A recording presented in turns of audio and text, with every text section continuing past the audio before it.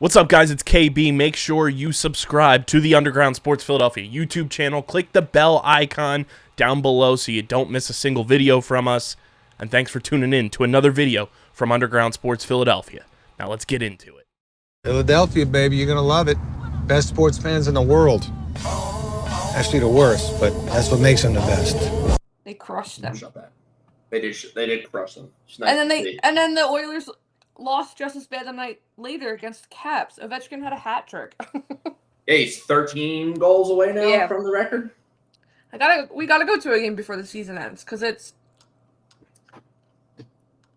I texted work about getting tickets the day that Dad wanted to go, but they didn't have enough. And then, of course, the one night that they have enough is tonight. Of course. But, yeah. But, alrighty. Hello, everyone. You better know what episode number it is today. It's episode... Just off of that, I know. It's episode number 97. It's one of the best numbers. It's lucky number, people. Lucky number. Used to be my hockey number. I always said if we had numbers in swimming, I used to think it'd be so cool if you had numbers during swimming. On your cap? Yeah, if you had it on your cap, that'd be sweet. My number would be 97. But welcome to episode number 97 of the Underground Circuit podcast. Please, if you're new here, my name is Owen. That is my sister Casey. Hello. This week we're going to talk a little bit more IndyCar than we will F1. It is race week officially. We have preseason testing, which by the time people are listening to this will be occurring. Yeah. And IndyCar this weekend is in St. Petersburg for their season opener, which Casey and I are going to. We are thrilled. So excited. Yeah, I'm pumped. I can't wait. It was just, it's my second motorsport event of all time. It's my first IndyCar race. It's going to be a blast. I have a prediction to make about you with IndyCar, and I don't know if I should say it now or if I should say it later. Do you think I'm going to like it better than... Yeah. Why?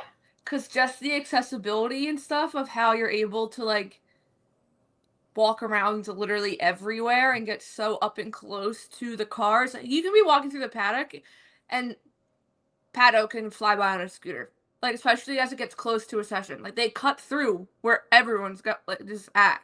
So I just think it's just I said it last year too. It's just the accessibility when it comes to IndyCar is unmatched. Yeah. And especially St. Petersburg, it's it reminds me of Miami on a different scale. Obviously, Miami was insane with all the different experiences or whatever, stands that were up. This gives me fairgrounds with the difference with the stands that are in St. Petersburg and stuff. But yeah, I can see you liking it maybe a little bit more. I'm very excited. I remember when you went last year to this race and you FaceTimed me the one day, and I was just in awe. Granted, that was before we had done Miami. Mm-hmm. So I was the fact that you were there, I was, in love with and everything. But yes, I am very excited. If you guys want all of our updates and all of our fun stuff that we're going to be doing during this weekend, please make sure to go follow us on Instagram and Threads over at underground_circuit. Underground spelled exactly how it is in the show. And over on Twitter/X at UGCircuitPod. We're going to be posting tons of stuff over the weekend. They're going to be sick of us. I'm going to add our TikTok to the banner as we're talking. We have some very cool stuff planned. We have some great ideas for content planned as well. And we're going to try a couple new things too in terms of content. So that's exciting. We're really pumped about that. It's going to be a blast. So tons of reasons to be excited for this weekend. So like I said, we're going to talk a little bit more about IndyCar today. But as always, we're going to start it off with our meme of the week.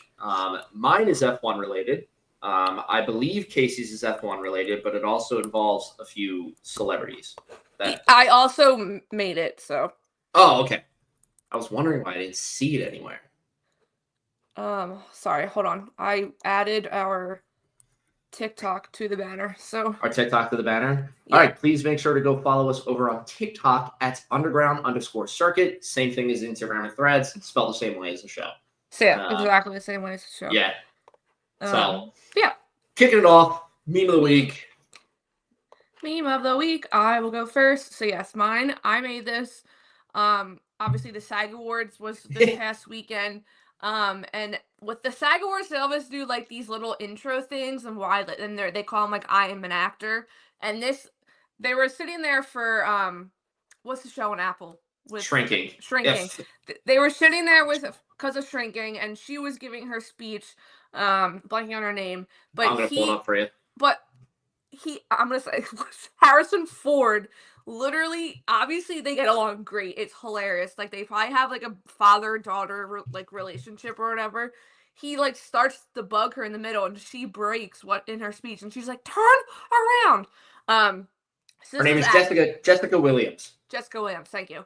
So this was after the thing, but it literally made me think of Fred Vasseur and McLaren, and how Fred's literally always trying to mess with McLaren, especially because during F175 there was behind the scenes, and Fred put on like McLaren merch because like what? Of course he did. Yeah, like he's just a wacko, Fred. So yeah, this one I had to make. I made a few others as well because there was like Selena Gomez had an insane face because she didn't think Only Murders was gonna win. But yeah, this one also a great show. This one was cracking me up, but that's good. Yeah.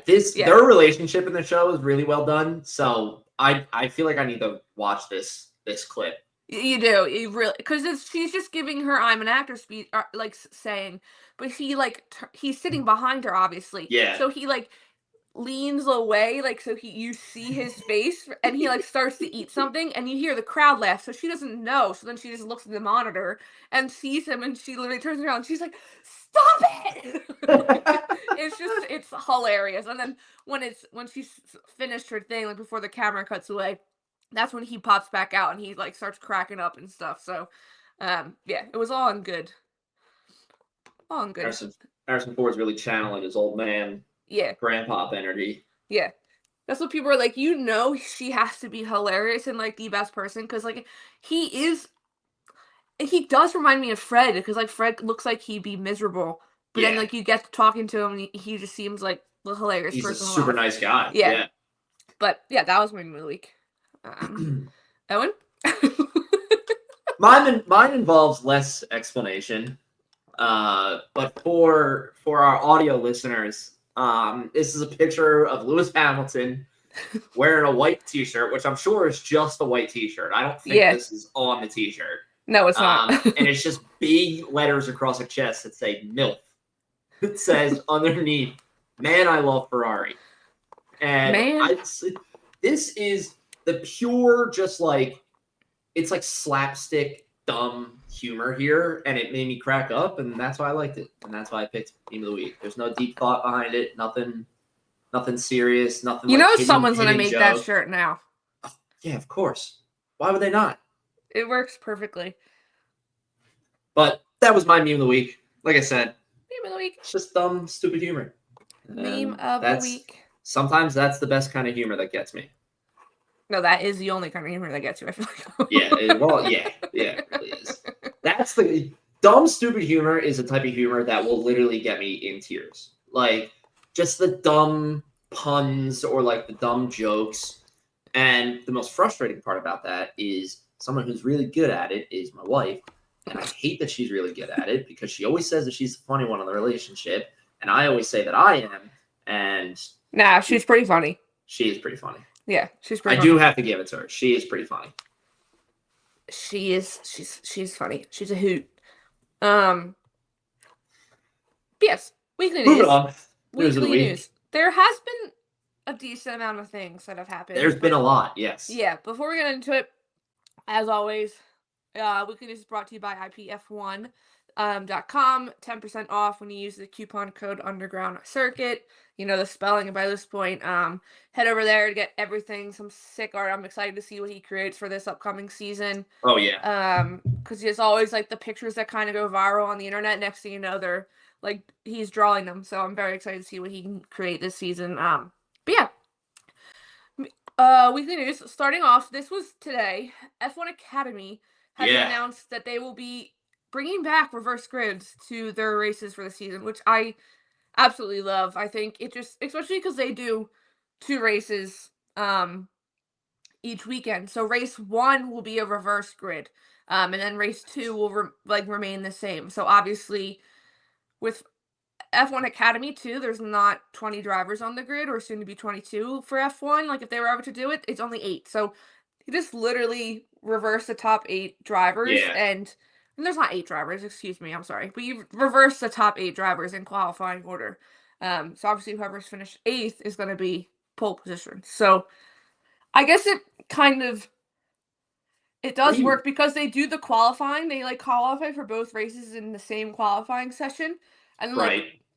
last season, half the time, Abby Pullen was getting both double poles. But yeah. So it's going to like break up that kind of strategy, I think. Yeah, it'd be really cool to see too if she does like dominate again. Yeah. Like her starting a race from No, 8th. she's not in it anymore. Once you win, you're out. Oh, that's right. I forgot that was a rule. Damn it. All right. Well, that's fine. Somebody else can dominate now. Well, we still have Dorian Pinn. She's still in it. True. She's very good. Chloe Yeah. Chambers is now with Red Bull. Mhm. Today it was announced Leah Block is now with Rockstar Energy as well as Williams. And then another, what's her name? Let me pull up where'd her name go? Nicole Havarda is also joining the grid for the 2025 season with American Express. So there's a lot of new names too, because a lot of the girls that like aged out, so they only get to do it for 2 years. So Yeah. I think El Kabasi sisters are gone, Bianca's gone. So it'll be exciting to see. I think we see a lot of change, but like then there's also still the same few that were doing very well. Like Maya Wu with FDA is still in there, so it'll be exciting to see. It's F1 Academy, so Yeah, it's gonna be cool. It's a nice way to bring, especially like you said, with the point of you qualify once for both races. So it's like having that and then having the reverse grid will be very a unique like wild card to the race. So I like it. I like it a lot. We don't have to wait long either. Their first race of the season is March 21st. So oh yeah. And with that schedule, the way it is, how late the race is, it actually probably be an okay time for us to finally watch Academy Probably race. Yeah, you're right. But yeah, so that'll be the first race of their season. I don't think, times are at track time on their website. So, but yes, moving on. I'll do this one next. So obviously, we all know the statement that the GPDA issued regarding the FIA. This week, the World Rally drivers joined together and issued their own statement as well, which was a very kind of along the same lines, has to deal with the swearing, because the swearing is big. And I think someone within World Rally did they had the driver penalized with that new Appendix B in the World Drivers' Championship. And then very soon after, they've now come together and put this whole statement together. So let me bring it up. Their statement was long, but I read a little bit of it, but it's a good statement. It is a very good statement. Yeah. Also, I need to know who in these driver unions are putting these graphic designs together, because their social media posts, like there was like some bolded font, some normal font. I was like, pick one. Oh, that's bad. Pick one. This part is good. We are not all full-time professionals, yet we all face the same extreme condition with the same relentless passion. Whether navigating through dense forests, across frozen roads in the dead of night, or through the dust of treacherous gravel tracks, we push ourselves to the limit, against the elements, against the clock, and against our own limits. That's such a perfect example, especially for World Rally. They're in some of the toughest conditions that are... They're crazy. Yeah, they're insane. Some of the conditions they're in. I need to watch more of that. You know who watches that and posts about it all the time? David. It's cool. World Rally, like the clips I've seen. Yeah. Very cool. Especially when they're in Dakar, like when they're riding along like the hills of the desert. But yeah, that was released I think yesterday or the end of last week. But it is interesting more people, more drivers, or more motorsport areas are coming together and Yeah, I speaking mean, up. I think this doesn't shock me that this is happening. No. Like with the waves that the FIA has made with their statements and everything. I mean, and if now, yeah, we're seeing penalizations under that Article B and everything, like absolutely, people are gonna get more pissed off. Yeah. You know, like so interesting to see. I think it's the right move by World Rally, the drivers from World Rally. I'd be interested to see if this is Cool. kind of like a snowball effect, Yeah. where it's like we saw the Formula One do it. Now we saw World Rally champions. Who's going to be next? Who's going to be next? And then it's going to be like, it's the mentality is going to switch from, okay, we're joining them versus, okay, now we're the ones like left. Like Yeah. now, like. And then at some point it's going to be like, okay, well, literally all the drivers are Right. against the FIA, and that's a lot of drivers to be pissing off. I feel like it takes a lot to make them all agree on one thing, and they're all agreeing on one thing. Oh yeah. So like you've really pissed them off. But kind of continuing on, this is also news in relations to the Grand Prix Driver Association. Carlos Sainz is now going to be director. He's filling. Sorry, text message go off. He's taking the role of that was previously held by Sebastian Vettel. So Vettel still had the director's position, even though he was no longer on the grid. But now officially, it'll be Carlos with George Russell as directors. And looking back, someone put together a lot of the headlines from last season with Carlos. He's been very vocal about criticizing the FIA. So I think that's probably partly why he got it. Yeah. That's 100% why he got it. You know, if it's like, all right, we need someone that's not afraid to come out and say these things and whatnot, then yeah, absolutely. Carlos feels like a very, very good decision, you know? Yeah, so I think he is a good, I mean, he has 10 plus years of experience within the sport. Right. He also has his father who is in the World Rally on the other side of the yeah. He's also an experienced driver, so yeah, I'm excited. Not excited to see what he can do, but he is a good choice, I will say. Yeah, I agree. Definitely a good choice. Yeah. Also, speaking of whoever does the graphic designs, did you see that Instagram post?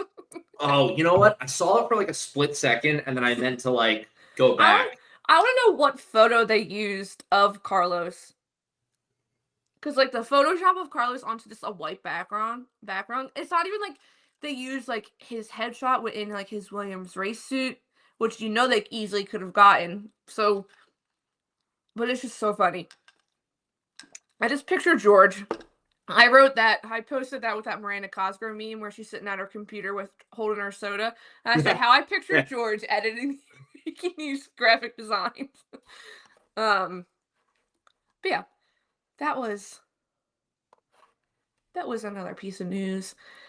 I need to bring up the other article. Here it is. Continuing on with the FIA, this news is weekly news is very FIA related. Shocker. It's all we talk about now. So obviously last week during the F1 75, there was a few moments where Red Bull was specifically booed, and it did come across very prominent through the broadcast at least. So I can imagine what it feels like, what it felt like in the O2. What was it, Sunday, I think? Yeah, it was like I think it was Sunday when they released this statement. And I was like, okay, first of all, where did it go? I just set it up. Okay, never mind. Sorry. What's going on here? I closed out of the article. Closed out of Mark's article because I thought I opened up the statement to read more.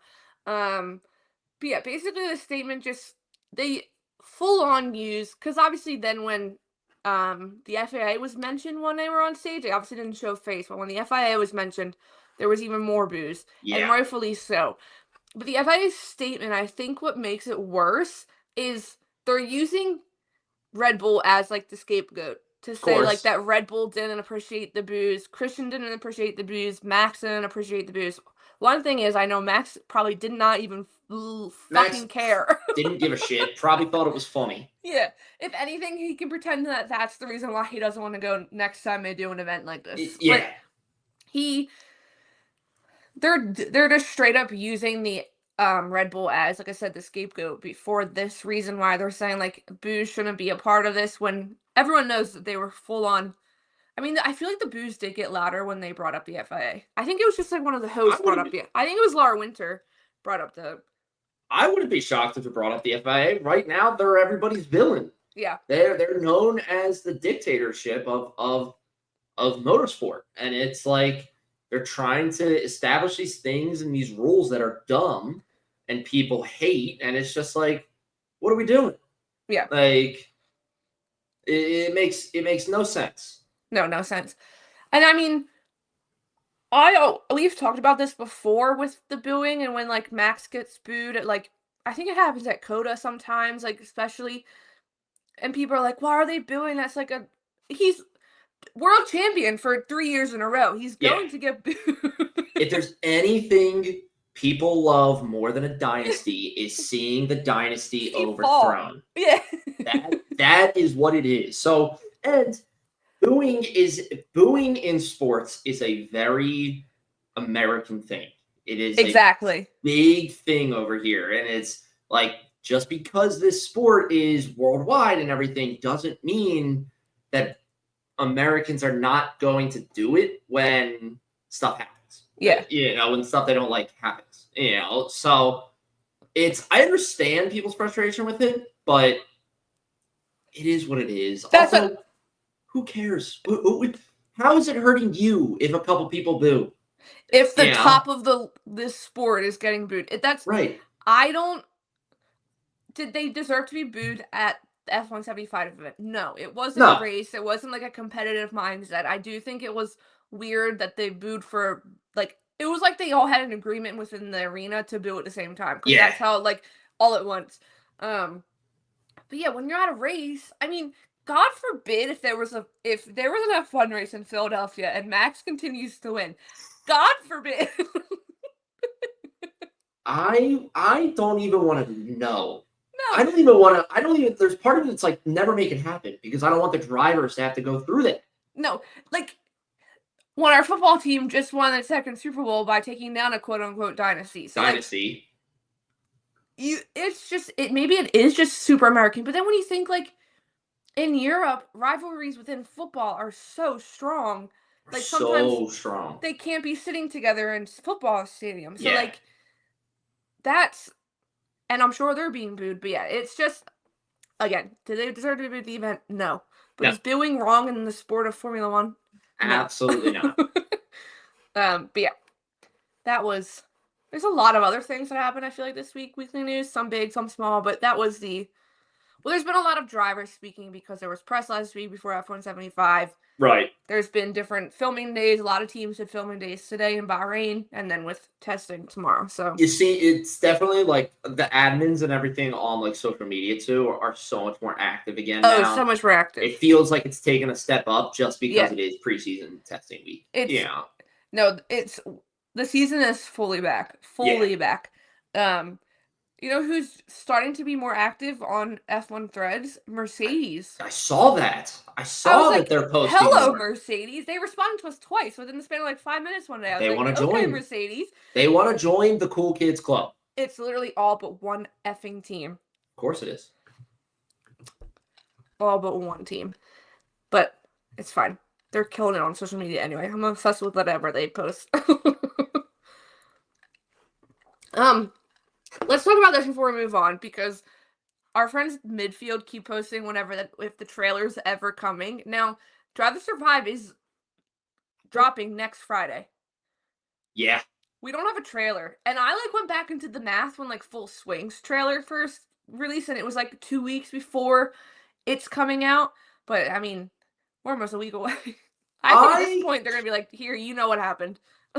Yeah, there's part of me that's like Netflix maybe didn't do a trailer just because of all the stuff that happened during the season. like how can you, if Netflix did a really good job of encapsulating that into one season of Drive to Survive, how do you then even squish that more down into 2 minutes of trailer? There's also part of me that's like, well, it is also Drive to Survive. It's one of their biggest shows. Like, do they need a trailer? But then on the flip side of that, it's like, well, it's one of their biggest shows. They should pump out a trailer to get people hyped Yeah, for it. You know? exactly. So it's like, it's yeah, it's weird that we haven't got any. I wouldn't be shocked if it comes out next Friday. It comes out on the 6th.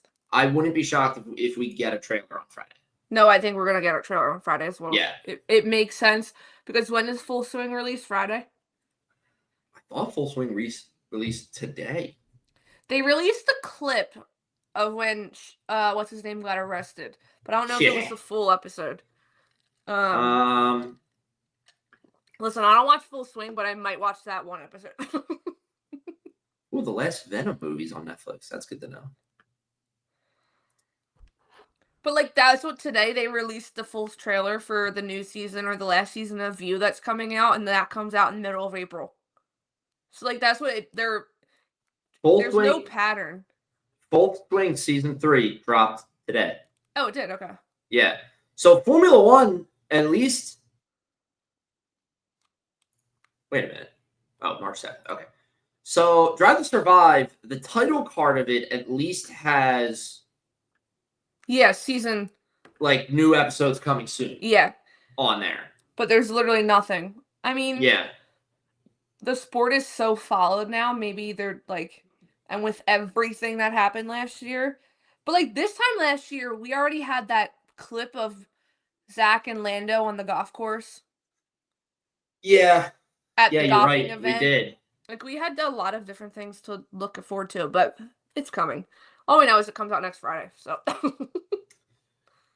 Yes. Next Friday. I'm excited. Give me more TV. Yeah. Yeah. That Charles Monaco episode is going to be so good. You know what I was thinking about the other day, actually, with this? There's part of me that thinks that they're going to group Monza and Monaco together. I think I could see them just, like, kind of brush over Monza. I think they're going to focus on Monaco a lot more because they focus on Monaco for Charles so much every season. Yeah. Yeah, they definitely will cover Monaco more. But I don't know, that Monaco win, man, I feel like just deserves a solo episode. The whole... It don't have any subplots. Don't have any sort of B line in it at all. Just literally Charles Monaco. The only subplot you need to put in there is the "Hello, Lewis" press conference moment. Oh, yeah. And please leave the end of the race call in the episode. Alex specifically. Oh, honestly, I wouldn't even care if they went like Alex Chase back and forth between his and like the Italian commentating one. Like, I don't even speak Italian, but the Italian one for both Monaco and Monza. Oh, I'm sure it's beautiful. Yeah. Just as good.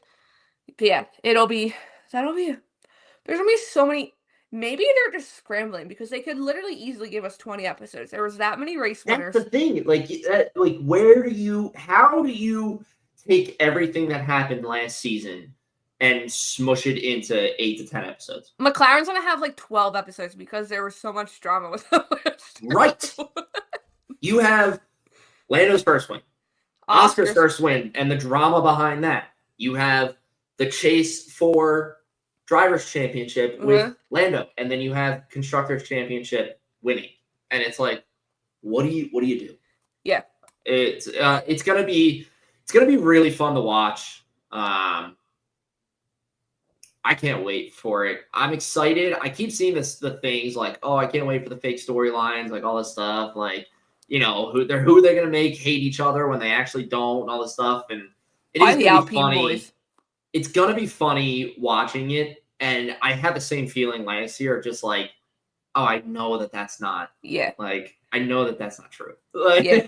Actually, Alpine will give us like a redemption arc. It'll start especially with that Monaco when like Auckland caused that one crash. Oh yeah. The air, and then it'll move into them being on the podium in what was it'll actually Brazil? 100% be about their whole friendship and everything, and how it's even more tense now, and and then you cut to the collision in Monaco, and then it's like, they hate each other, they would kill each other if they had the opportunity to, and then it's gonna build to them being on the podium together, and then being like, this is just so good for our friendship, and we're best mates again, and all this stuff, and it's like, stop it.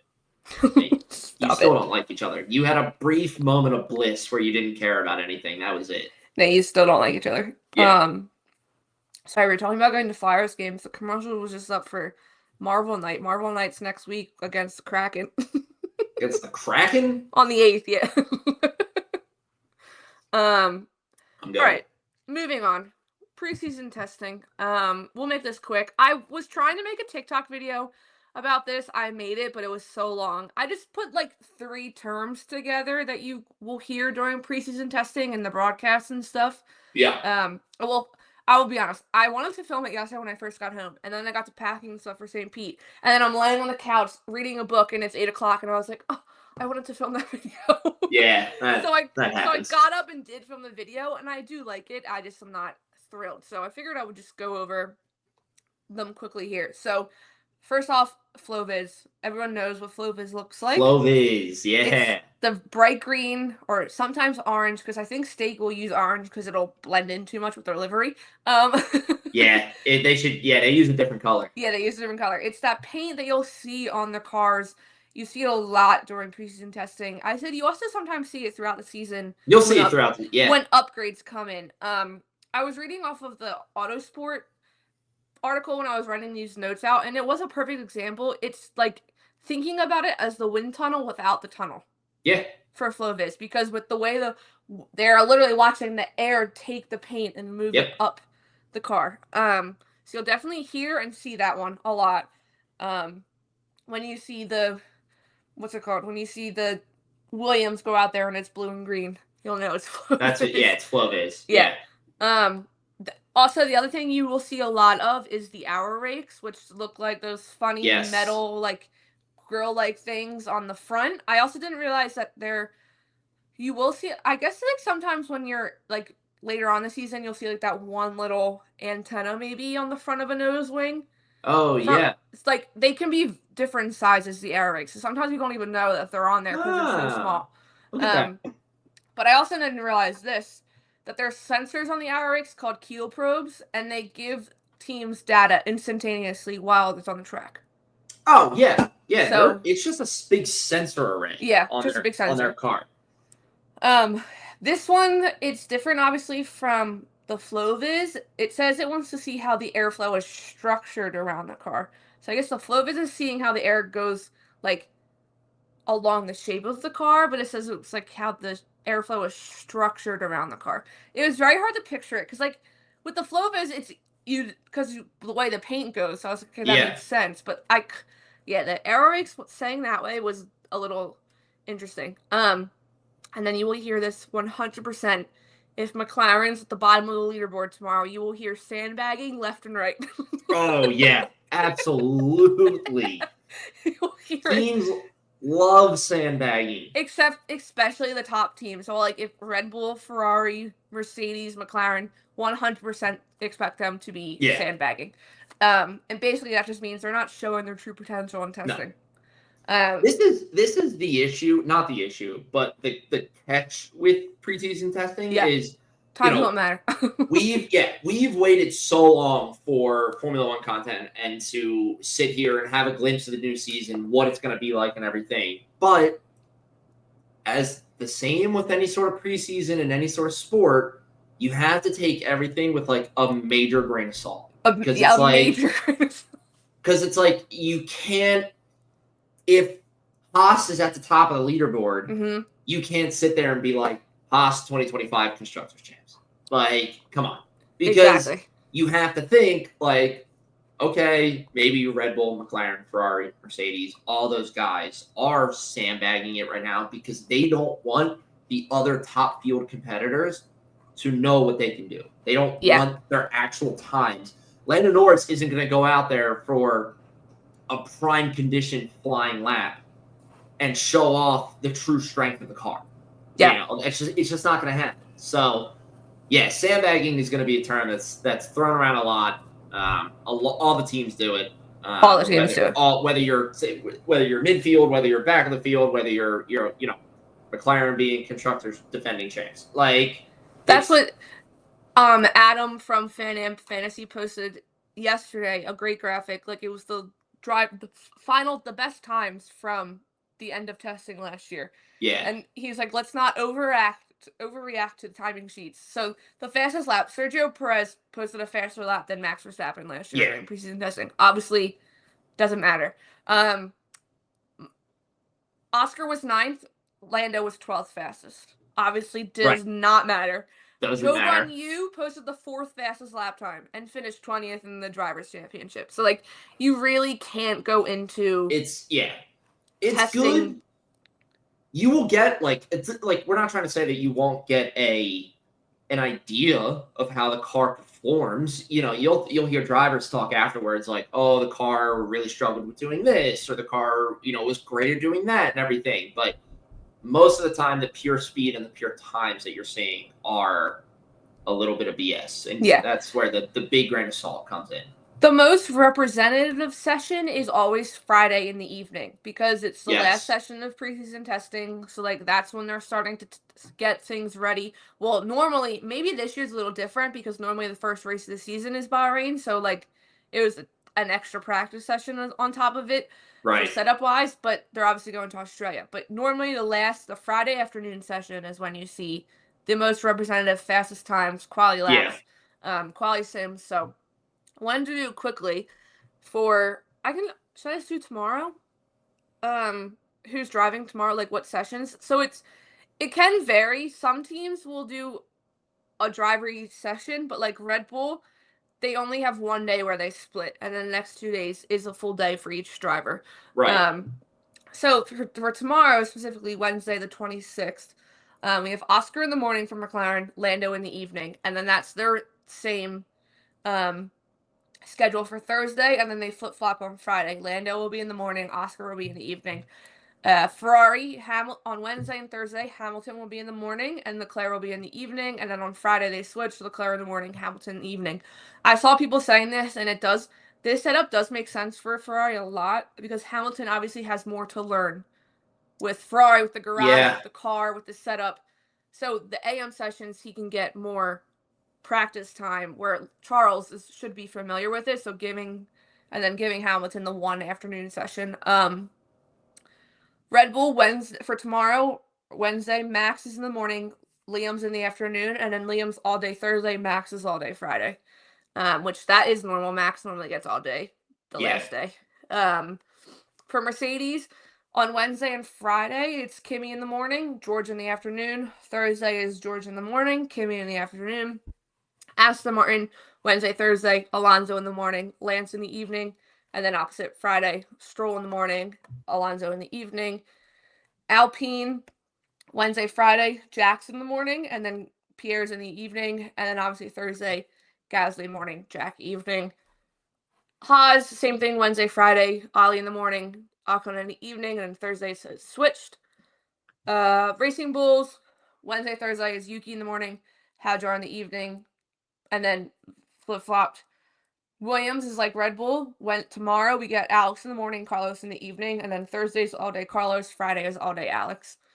And then last team, Sauber, Nico's in the morning on Wednesday and Thursday, Bortoletto's in the evening, Wednesday, Thursday, and then flip-flop. So you will get to see all 20 drivers on track over the period of a day or over the next 3 days. So, but there's track action is back. Track action is back. Like we said, it's great to see. It's great to see cars back on track. You know, it's exciting. That they're in the new cars. We'll see it live. Or not some photos on Threads or Twitter. All this stuff, but it's cool to see. I'm very excited. It always feels like after preseason testing, it's like a blink and we're at the first race of the season. Yeah. So I'm excited to get to this moment. Same. I also, when I was doing that tested that video last night when I was swimming it, I did say that the broadcast, it can be boring watching preseason testing. Yeah. It might be the best background noise Yep. of a session next 3 days that you could put on.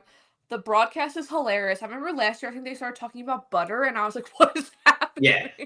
There's not a lot to talk about because it really is not for the viewers. It's not for the audience. No, it's strictly for the strictly for the teams, and it's strictly an information gathering session. And it's not like we're learning that information. So we're there just because it's the first time cars are on track, and they're allowed to be filmed and broadcasted and everything. That's it. Yeah, and then there's obviously different, like, they'll talk to Pirelli a few times because there are different tires that are being brought. Pirelli did post the graphic, and they posted, like, which team are bringing which tires to test. And funny enough, Aston and Haas are bringing inters and wets, and/or wets. And I want to know, what do they know? Is it supposed to rain? No! Is it like a weird, like, once-in-a-lifetime thing in Bahrain that's supposed to rain? Journalist posted a video today. It is windy, and it's supposed to be windy for the next few days. So, God forbid, people are going to be slipping and sliding all over that track. But yeah, preseason testing, as we said, it's really just to get their cars on the track, long runs. Next week, we will do our official 2025 predictions for the season. So, but yeah, moving on. Last topic of the day. St. Pete, IndyCar predictions. I can give you some facts. Give us some facts. Oh, sorry. It's reading Dad's text message. I can tell you that the track is 14 turns. Yeah, it is. Nice. Knew it.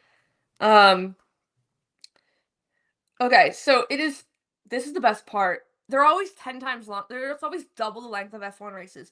The race is 100 laps long. Yeah, it is. 100 laps of action. And then, obviously, Owen just said 14 turns. The track length is 1.8 miles, so shorter than any F1 track that we're used to.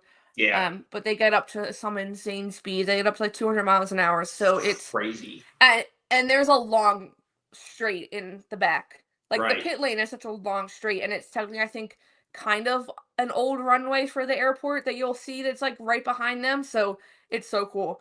The race distance is 180 miles. That's just how, like, obviously you can do the math, but yeah, 180 miles over 100 laps. Last year, I saw Joseph Newgarden win the race, but then it came out that it was the whole... They were disqualified. They were cheating. They were technically cheating with the push to pass button. And Pato O'Ward ended up winning the race. So Pato O'Ward is the reigning champ of St. Pete. Hopefully, we can see him probably do it again. But then the race lap record was set by Newgarden, and it's literally a minute .6795. Isn't it like, it's like a minute flat, 0.67. Yeah, that is. And I think... Because when you Google fastest lap, I think Felix Rosenqvist set the actual fastest lap during qualifying, and it's much faster than Newgarden's race lap. Crazy. Yeah, they go so fast. But yeah, so that was one to give some facts. I haven't told Owen this. I'm gonna keep making fact videos for IndyCar races as well on top of the. I love it.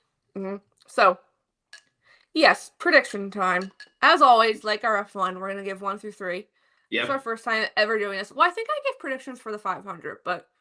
I think we did, because we talked about the 500. Yeah, we talked about the 500, but yes, we will give our predictions, like we said, 1 through 5. Well, we're going 1 through 5 or 1 through 3? I was like, damn, Casey, hold on. I'm taking the easy pick. I'm going all McLaren boys. There you go. 1 through 3 in a row with Pato in first place. Could you imagine? That'd be wild. That would be wild. If this is our second, do you have good luck? Event, right. If they do, I'm emailing McLaren right away and be like, listen.